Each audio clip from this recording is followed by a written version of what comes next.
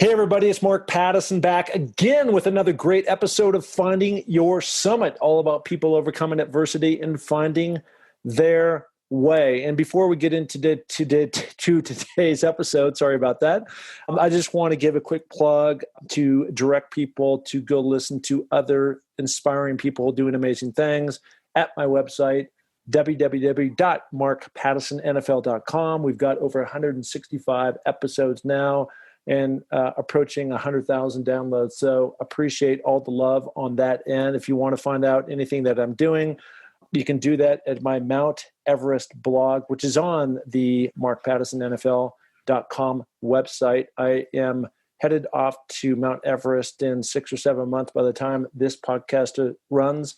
Continue to train like an animal, and totally jacked up after being postponed from last year into launching March 31st, 2021. And finally, there is also a link on the philanthropy side of things.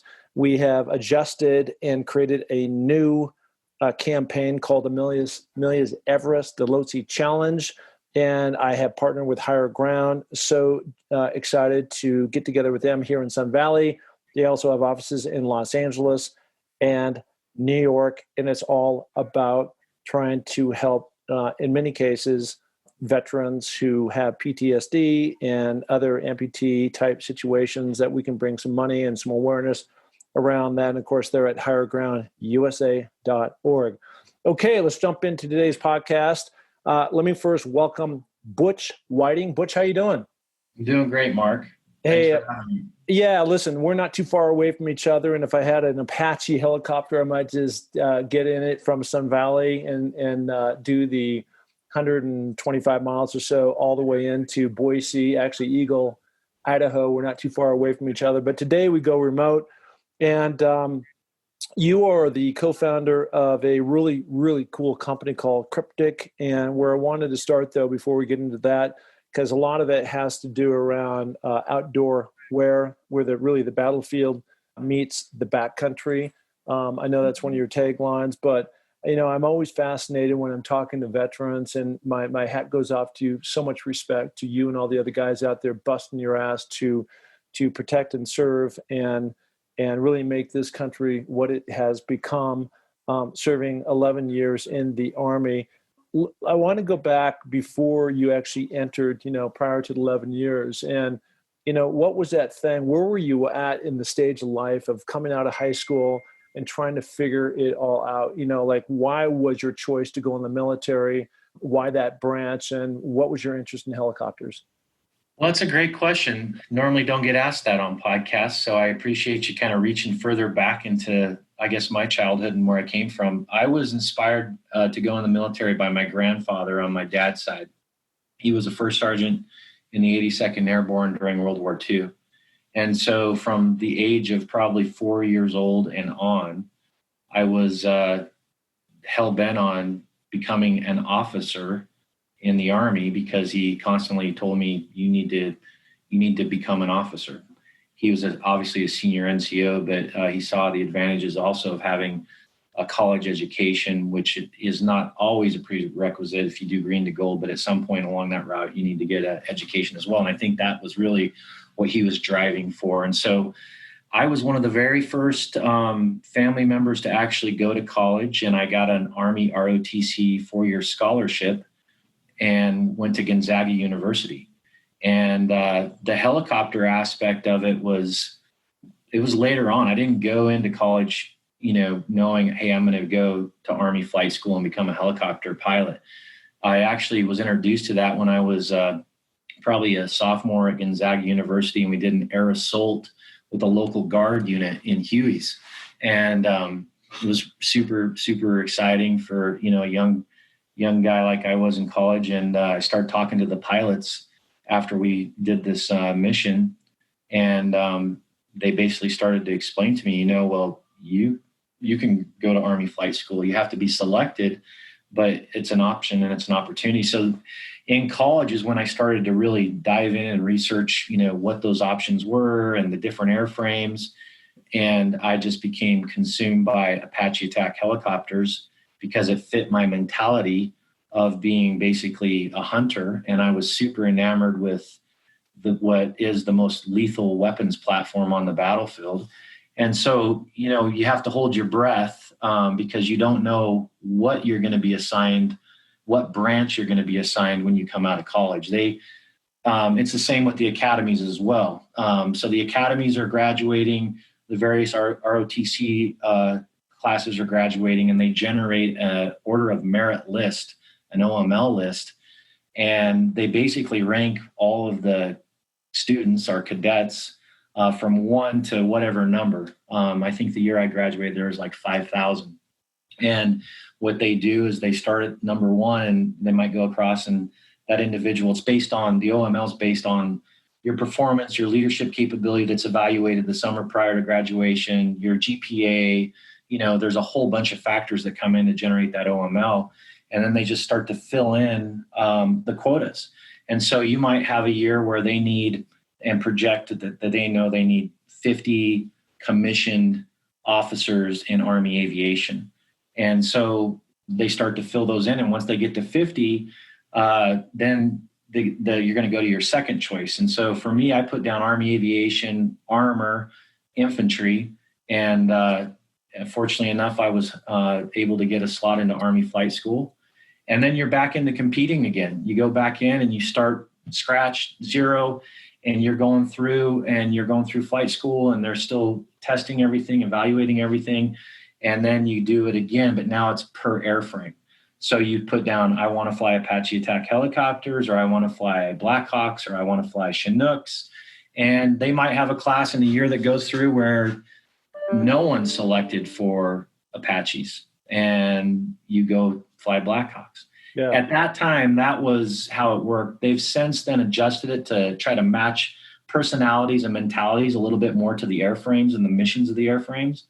That's the way it was when I was there. So anyway, that's kind of the lead up into where I landed, and really what I was born to do in all actuality. And I loved every minute of it. It's the highest honor I've ever held, and probably ever will hold, is leading American soldiers in combat. I was fortunate enough to command in Renegade Troop 43 ACR under H.R. McMaster, who went on to be the National Security Advisor for Trump. And he was an awesome commander, and we raged in northern Iraq and Tal Afar and Operation Restoring Rights, and it was absolutely astonishing, really. And we did some incredible, amazing things. And at the end of the day, the reason why I separated was not because I didn't love what I was doing. It was because I was gone so much from my family. And at one point I had my oldest daughter, who's 6 years old. I was gone 4 out of her 6 years. And my youngest was 3 years old, and I was gone, 4 years old, and I was gone 3 out of her 4. Yeah, so, I mean, that's a tough run. I ironically saw the show American Sniper the other night, and it kind of goes through that balance between, he kept going back, and he's got this family, he's got new babies and children. And, yeah, I mean, it's a stressful time. I also want to drop in really quickly, and not that you've done really so much more than I. I've never had to go out and protect our country at all, so anything short of that is not equal. But I had an opportunity to go to the Air Force Academy to play football, but then also go through that whole experience. And I wasn't there. And, you talked about mentorship, and I think that's really important for everybody out there, including myself and you. And that is that mentors, you just never know who you're going to touch. And in your case, it was that grandfather of yours that really always instilled the importance of and the value of going to college, number one, but also the military and the great lessons and just experiences that you can, gather out of that. And for me, it was more on the sports side. And so I went to the University of Washington. Once again, I wasn't that far away from you, growing up in Seattle, going to the UW, you're at the Zags, that's in Spokane, a few hours away. But anyways, we are what we are. We're a product so many times of our environment. That's what it sounds like that what happened to you. Give me the time frame. You talked about Iraq and Afghanistan. So obviously, that was in more recent times. How many years ago did you retire from the military? I separated officially in 2008. I went into Afghanistan right after 9/11 with the 101st. And then I commanded in, I think it was '06 through about '07 in Iraq. But it all started really in 96 is the year I graduated from Gonzaga. So then, you back up in there in 4 years. But yeah, that's kind of the time frame we're talking about. Tell me about what it's like. Just bring me inside the cockpit of an Apache helicopter, and I want you to take me to Iraq. And you've just been given a mission to do X. I'm trying to understand from a non-military person, like what your role in all this was in terms of, you're talking about leading. So does that mean the attack helicopters are out kind of in front and trying to blow out all the enemy that are there to potentially harm the guys on the ground? If you could walk me through that, I would appreciate it. Yeah, well, the mission set really changed during the quote unquote war on terror and how we employed and fought the airframes.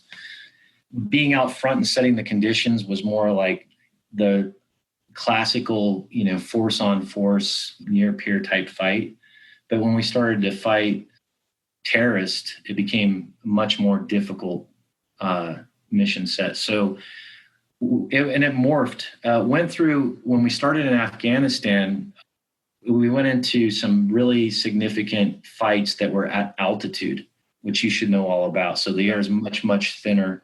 And we were forced back into use TTPs, techniques, tactics, and procedures that really hadn't been used since Vietnam.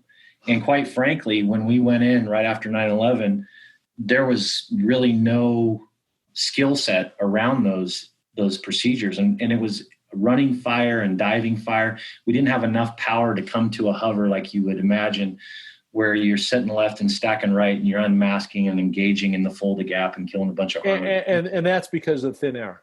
That's exactly right. Yeah. In the Shawikout Valley, I think the valley floor was around 8,500 feet. And, we're fighting in mountains that went up to 12,500, Taku Gar and those. So we were forced back into use these techniques that really hadn't been employed since Vietnam. Running fire, diving fire, high energy tactics is what that was called. And it was simply because you didn't have enough power to do what we were trained to do down before 9/11, before we went into Afghanistan. There was a few guys that were in the group that actually came from the Cobra community, Cobra helicopters that had some Vietnam era experience. And those guys were forced into taking lead and, basically talking through how you do, rocket engagements and gun engagements and things while you're doing quote unquote running fire. And it was so much so traumatizing, I guess. And there was such a gap that when I returned after my time in Afghanistan on that first deployment, I went back to the captain's career course and I went to the master gunner of the Army. And he was a Vietnam era guy and he had all of his manuals still that were out of production and actually weren't on the Reimer's library. And I wrote a paper utilizing those Vietnam manuals called Age 64 Deployment in the 21st Century, High Energy Tactics. And that became a cornerstone for actual training programs that started to fall into place. But we were adapting to the environment and to the enemy that we were fighting, which is very, very difficult. And the rules of engagement were super hard in Afghanistan. You're going in to set a condition. You have the air assault was coming in with the 101st during Operation Anaconda. There was gun trucks, Al-Qaeda gun trucks setting on the LZs. And we couldn't engage those trucks because they weren't shooting at us. We had to wait until they shot at us. I mean, it was just asinine rules of engagement. And that's always, something that you're going to hear about. It's been bitched about and complained about forever when it comes to war. But ultimately, Afghanistan's probably one of the most beautiful countries that I've ever been in. I could see the Winter Olympics happening there if it wasn't, surrounded with warlords and people that are very extremely corrupt and so on. I'd love to be able to take my family back to Bagram sometime just for them to see that area. But it was a really super interesting time because we weren't necessarily trained for the conditions that we were forced to fight in. But we rapidly pivoted and we rapidly accelerated. And then we continued to adjust, and we continued to improve on our TTPs. And now I think that there's a lot of tools in the toolbox of Army aviators that wasn't there before the War on Terror started. Yeah. Wow. Incredible. I want to ask you about a guy by the name of Josh Claycorn, right? So I know we're going to get into this. This evolving story for anybody that's listening right now is that he's co-founder now with a really cool company, Kryptek, with Butch. But let's go back to, like, were you in the same unit, or what was that connection point that you guys came together on? Well, the connection with Claycorn starts actually when I was the aide de camp for General Sinclair, who at the time was the commanding general of the Army Aviation Warfighting Center. And I was leaving that position to go take command of this unit that was going to go pick up 8 brand new Lot 8 longbows from Mesa, Arizona, the factory, and go to Fort Hood, Texas, and spend 6 months there learning how to fight these brand new premium airframes. I, in that position, started to stack the deck for my guys that I was going to have as my warrant officers. And so I reached out to Human Resources Command, and basically I had 4 slots for junior warrant officers. And I basically went in and said, hey, I want these 4 guys to get assigned to Fort Carson, Colorado. And Claycorn was one of those guys. He says he was number 1, but I don't know if he was number 1 or number 4. But the bottom line is Claycorn was one of my junior warrant officers. He has a really interesting story because he came from Navy Special Warfare. He was enlisted in the Navy doing clandestine missions with CIA and other units that are not even in Tom Clancy books. But he dropped his packet to become a warrant officer in the Army. And so he'd actually come from Navy Special Warfare into Army. He was selected into age 64s. And our story starts when I went and took command of Renegade Cheered 4-3 ACR, and he was one of my junior warrants. Through that, he stood out on a number of fronts. He was an extremely audacious and very good and skilled warfighter. And we also found this common ground and passion that we had for the outdoor industry and, well, actually for hunting. That's really what it fell on, is that we both really, hit the, I guess, a common thread with regards to our passion for hunting, and not just hunting, but expeditionary type hunting and austere adventures. As we moved into Iraq, the bottom line there is Claycorn we just ended up spending a lot of time together and flying a lot of missions together and, winning a lot of battles together. And when we weren't fighting and flying, we would daydream and reminisce about, hunting and being in the outdoor industry and how cool that would be, and just forming a relationship. The rest of the interesting story with Claycorn, while that's all going on, which is kind of where Kryptek starts, he had already assessed for the 160th, which is U.S. Army Special Operations Aviation, or SOAR. And so when we got back from this deployment that we spent all this time together, he actually went to the 160th and flew Little Birds. And he was inserting U.S. Spec Ops Tier 1 Black Soft, both Navy Special Warfare and Army Special Warfare, onto targets, just as a slick guy.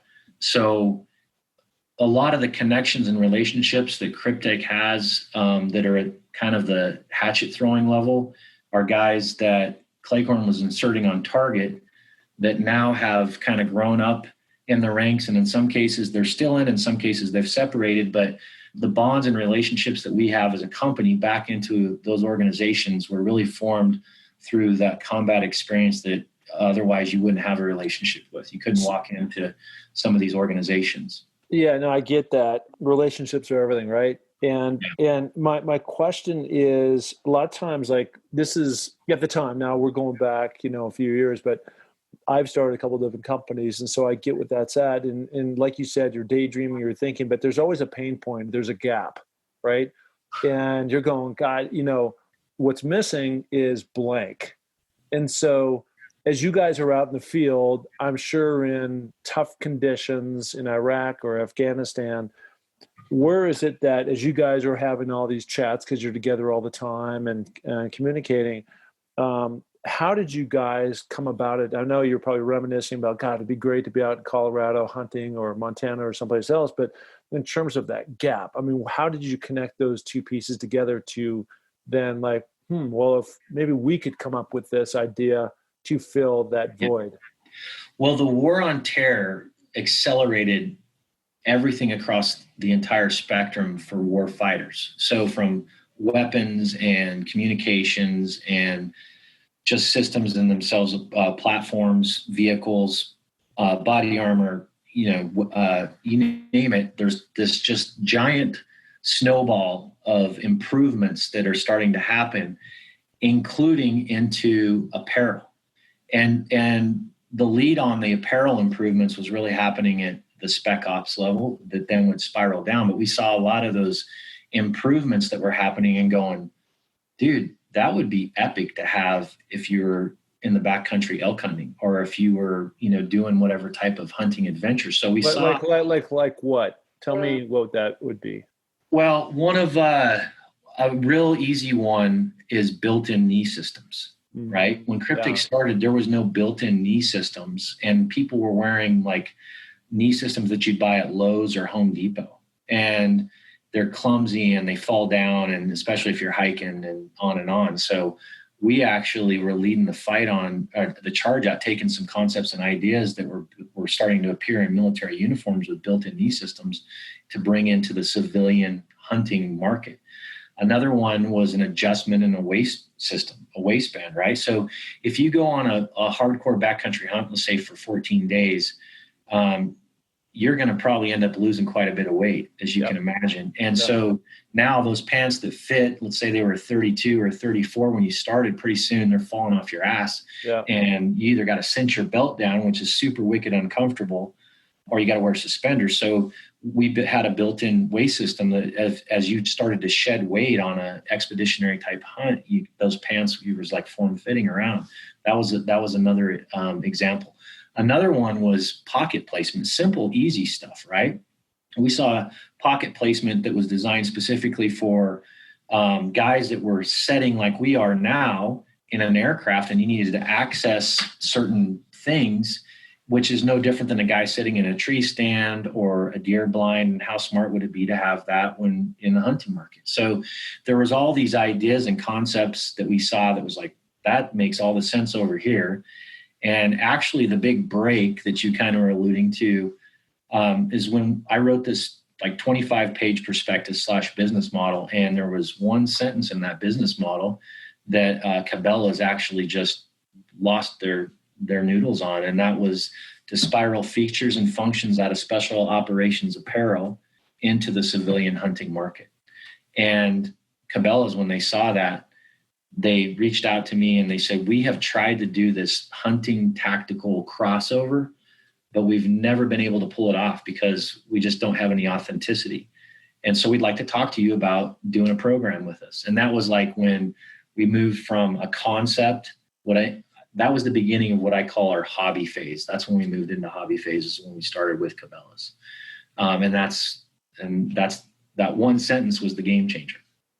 Man, I mean, I think timing is everything to connect with Cabela's. And then you've also got all these people, these soldiers out in the field where you can, literally field test. It is amazing. Today, I was on your website and it's incredible. So you've gone from this concept. I mean, it's always the evolution of any kind of company, but you've taken it from an idea to really reality, and everything is really based around this whole camo theme. And then all these different, missing parts and pieces that you're talking about, like the knee and the pockets and other things like that really fill that gap. Why is the camo part? I mean, I guess if you're out and you're hunting, camo is important for anybody. You're trying to become invisible out there, but it seems like every single piece of equipment that you guys has this whole camo theme around it. Is that like the driving force to continue to sell product? It's a driving force. We have a great, camouflage assortment that was really driven by the U.S. Army camo improvement effort. And we have the only camo that's in the civilian market that's been extensively tested by the Department of Defense and selectively used by special operations, both U.S. and coalition. But to answer your question, even though it's fantastic and we're in movies and video games and, all over things that I never imagined, it's really just a paint job, right? And so what matters is what's underneath the paint job. Right. And we've got some amazing apparel that is extremely advanced, all the way down to polycotton twills that's just meant for hot weather. So yeah, to answer your question, camo's a huge part of Kryptek, but no, it's not. Everything has to be Kryptek. I can see Kryptek gear, and we have it as well in solids. It just has our logo, and it's just really good premium gear. Yeah. I know a lot of this, you're talking about backcountry, and then specifically when you kind of go down one level, it's really around hunting and that type of thing. I'm interested in from my mountaineering standpoint, because obviously I experience things all the time when I'm out there. I live in some valleys. We were talking about earlier at 6,000 feet. I'm up on the mountain every single day. Yesterday I was in a driving rainstorm, got wet as hell. And to be able to have, I'm sure, some of these different products that look cool, they feel great, and they actually have a function that they perform is invaluable. I mean, it's equipment is just a major, major, major component of what we do in the mountains. Well, guys that mountaineer or ski get it. They get it easily, right? Our most premium program is with Scholler Fabric and Scholler Technologies out of Switzerland. And that collection is printed in Germany. And we're the only collection that Scholler has that is in the hunting category. They're really, really advanced and very, very expensive as well, right? But the technologies that are built in there, you're a perfect candidate for somebody that would appreciate, sea change type laminates that are breathing when you're aerobic and then less breathing and retain heat when it's cold. The stretch of the various fabrics, the durabilities. So at the end of the day, we have numerous collections, and really it's about what you're doing and where you're doing at, the activity level and the environment you're in. We have collections that are super, super ideal for Texas or Africa, thorn stickers, or areas that are super hot weather collections, all the way up into premium cold weather collections. And then what I'll call a layering system, which our most premium layering system is that Scholler altitude collection. So you take the paint job off that, you could go find similar products with brands that aren't in the hunting community, Marmot, Solomon, Black Diamond, those types of brands. But that's the only place you're going to find them. So yeah, we got some really high end stuff, and we've also got some just simple stuff that isn't going to get torn apart in stickers and brush. Yeah, I mean, layering is everything in mountaineering and being in the outdoors. I know that well, and it's a hard lesson if you don't know that, and you're stuck out there somewhere and you're not prepared. Where can people find all this gear? I know you have a website, kryptek.com, and we'll do the show notes. We'll spell it out the way it's supposed to be spelled out. But are you also in retail? We are. Yeah, we're at retail. Sportsman's Warehouse, Shields. There's a whole bunch of different retailers. I think on our website we have a link you can go to, and it'll show you stores near you. One of the things about that, though, is that all the collections are usually not in one location. So the only place you can find everything across the entire spectrum is at kryptek.com. We started at the very beginning when I was doing my little plugs for my stuff, and I talked about that we've come together with a collaboration with Higher Ground. Tell me what your connection. They connected us. Thank you, Aaron, if you're listening. But they're the ones who connected me with you. And, I've been talking to a lot of really interesting people, and I'm just so fascinated and impressed with the organization that they have right now. But how is your connection? I know you're tied in from the military standpoint, but, why did you want to come together and support that organization? Well, Higher Ground, the end state is that they're phenomenal and their reputation precedes them. We have a number of 501c3s that we work with and support, but Higher Ground, I don't know what the number of years are, probably 5 years we've been working with them. And I just truly believe that their heart is in the right place, and they accomplish projects and things that maybe other 501c3s cannot accomplish. They're a great entity to work with and also to see the results from. And the leadership there at Higher Ground is by far probably the best of all the 501c3s that Kryptek personally works with. Yeah, that's great. My daughter has epilepsy, and so I did a fundraising event last year called the Millions Everest, trying to raise the height of Mount Everest, 29,029 feet. We raised it in a great event, and then I was approached, and the net is we decided to work together. So it was great. So listen, I am so appreciative for you coming on the website, coming on the pod. I want to promote your website, which I'm going to do, and look forward to seeing your stuff, just continue to thrive out in the marketplace. And it's so well done. So congrats on that. Yeah, thank you very much. And when you're down here in the Boise Valley, don't be a stranger. Come by the office and see us. I won't. Okay, there is the co-founder and CEO of Kryptek, Butch Whiting. Thank you so much. Thank you, Mark. Okay, buddy.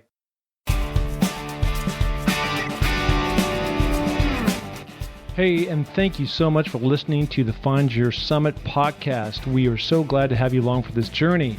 And if you enjoy the show, please tell a friend, share it on iTunes, spread it to the planet. We're looking to broadcast this to every person that is out there because, as you know, everybody has their own summit that they're going after.